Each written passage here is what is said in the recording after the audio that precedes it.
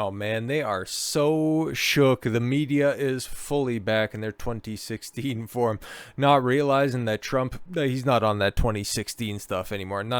He has far transcended that, okay? He has finally understood that there's no real power in Fox News. How often do you see him over there as opposed to on his own platform or simply weaponizing the coverage that they afford to him? Specifically, take a look at the trials. How much time is he stopping by Fox as opposed to how much airtime does he monopolize on Fox? There's a big difference. Trump was trying to get on those legacy outlets back in 16, back in 20. In 2024, he's taken the message to the people. But the press, the legacy outlets, they don't get that, and that's why they are so far behind everybody else. Like, check out this report, okay? Because this is just, in the Hollywood Reporter, but these rags get disseminated across the entire legacy mass media industrial complex. So what's here today is going to end up getting parroted somewhere else tomorrow. So how MAGA took back Murdoch land, as Rupert appears to once again be amplifying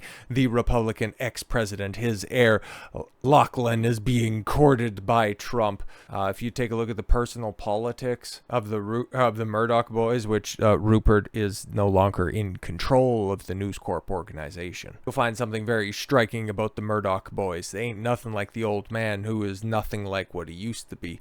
Just minutes before the White House Correspondents' Dinner, as she set to get underway in April of 2023, New York Post editor-in-chief Keith Poole and star columnist Miranda Devine, who never heard of either of you, but good for you, good on you for that. And we're on a mission to find an extra seat inside the Washington Hilton Hotel. And the pair had a very special guest that needed to accommodate their table that was oversubscribed.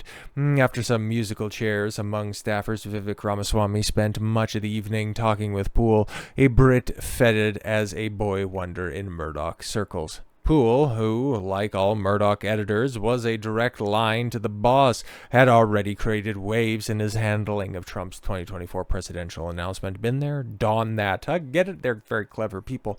Was the headline that was tucked away on page 26, the November 22nd, 2022 edition of the Post.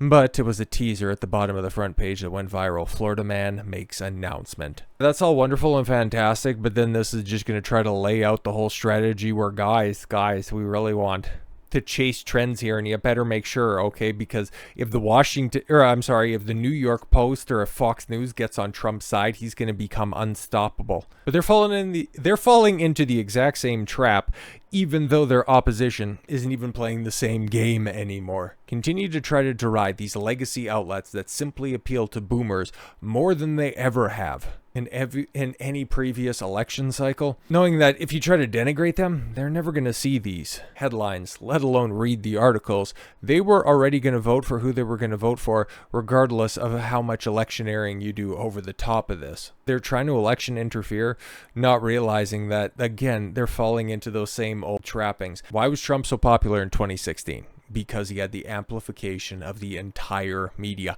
When was Trump at his most popular? Cast your mind back to those little individualized press conferences that he would hold during the pandemic. Take a look at his approval numbers. They were going up at a greater rate than any other time in his presidency.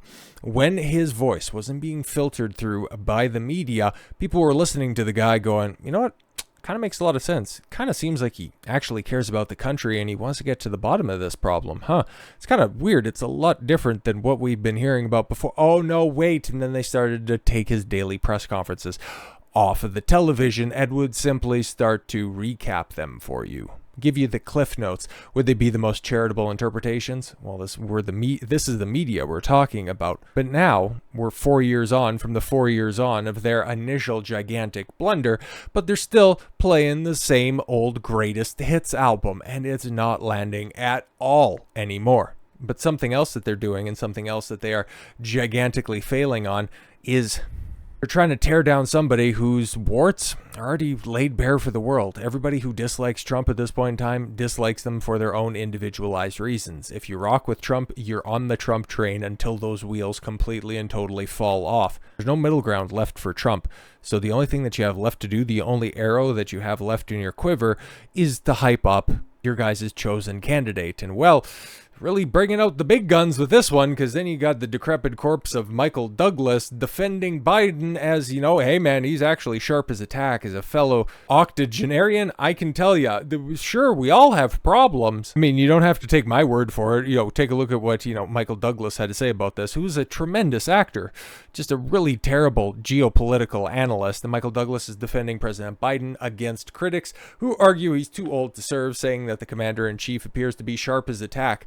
Have you heard any of his recent press conferences? I mean, like really recent, within the past couple of weeks, especially the one in regards to his uncle being eaten by cannibals. That guy, he sounds really bad. I don't know, maybe he has a cold or something like that. Maybe they had to switch to the oral stimulants to now get him through the press conferences, but he sounds haggard, bro. February ABC News Ipsos poll found that 59% of Americans surveyed believe both Biden and Trump are too old for another term in the White House. But as you can tell, not every 70-plus-year-old is created the same way.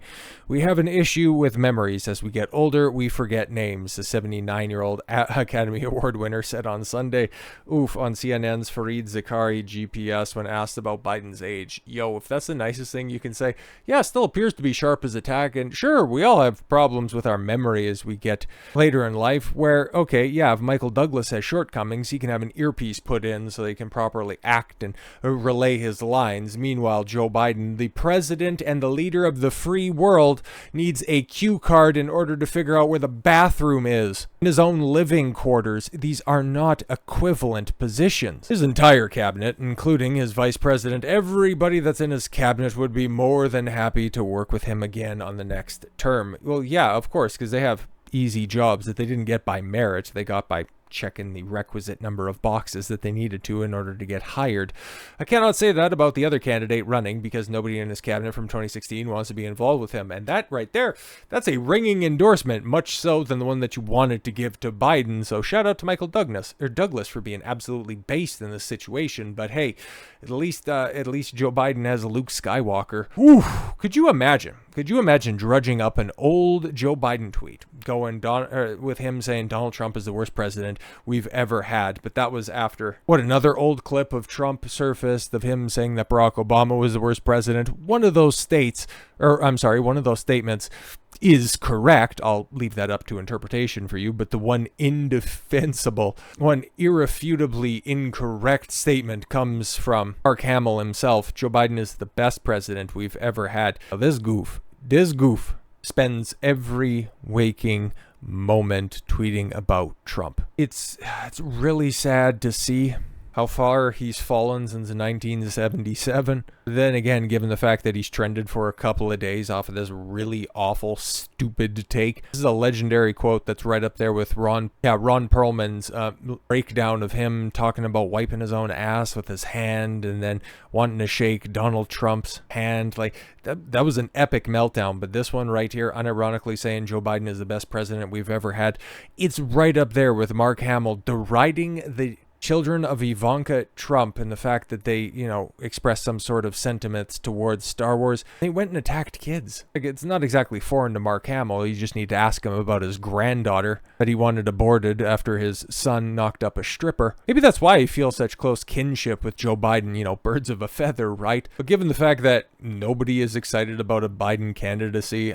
me personally at this point in time, I just want him to go ahead and hang on for as long as possible, because those debates that are coming up at the end of the year, they are circled on the calendar. Some people are looking forward to Deadpool and Wolverine. I'm looking forward to a couple of those debates, especially the town hall one. Hopefully that happens this time around. But all three of them, I just want to see Donald Trump in prime Trump form square off against whatever's left of Joe Biden in September and October of this year. Please allow him to hang on. But then I see unironic posts like this from the likes of Gavin Newsom, from the utterances and the rumblings that Big Mike is considering running either in this election cycle or the next, and start to get nervous. okay? Because there's many people that would write off Gavin Newsom as, oh, he's just, the Patrick Bateman look-alike. He's the used car salesman. He's all bluster. He's no substance. It's like, when has that stopped a politician from winning before? If you want to talk about somebody who has Hollywood wrapped around their finger, take a look at the guy who subsidized the entire industry when the rest of the economy was locked down. You think that he wouldn't have the inside scoop on all of the best and glowing media coverage possible?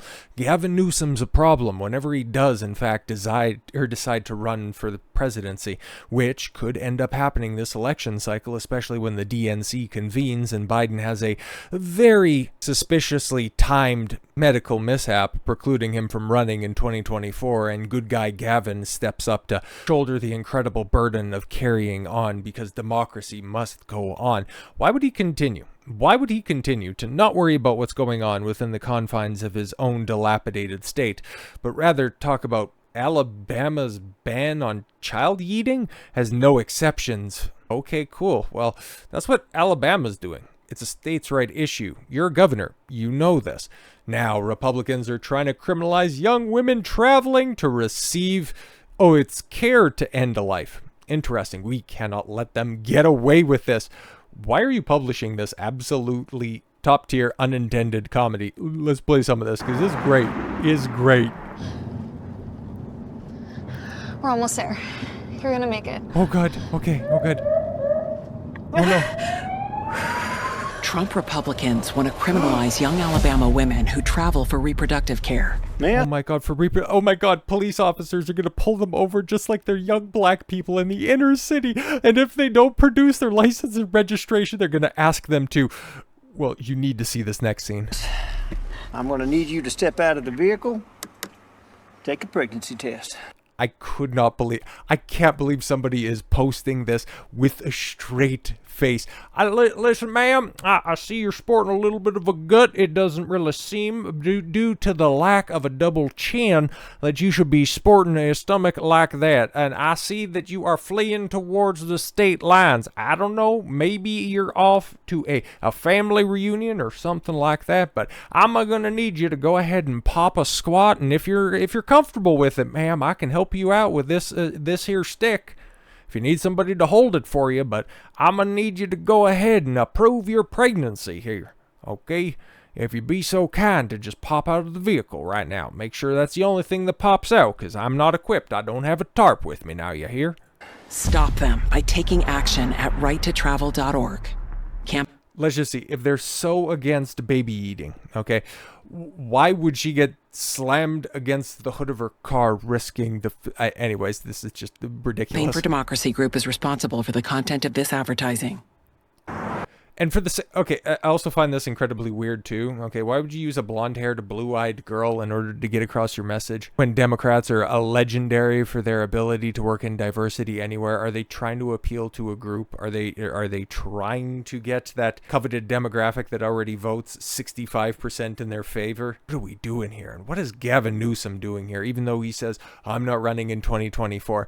I'm still waiting. I'm still waiting for that June or July surprise when Biden all of a sudden goes up and tries to accept that nomination and then just grabs his chest and falls backwards. I'm not wishing for that to happen. I'm just saying we're going to be in for a couple of political roller coaster rides before the end of this year. So with all that said, thank you all very much for the gift of your time. I've been Don Consuelo. I want you to follow your gut and get after it. Take care, everyone.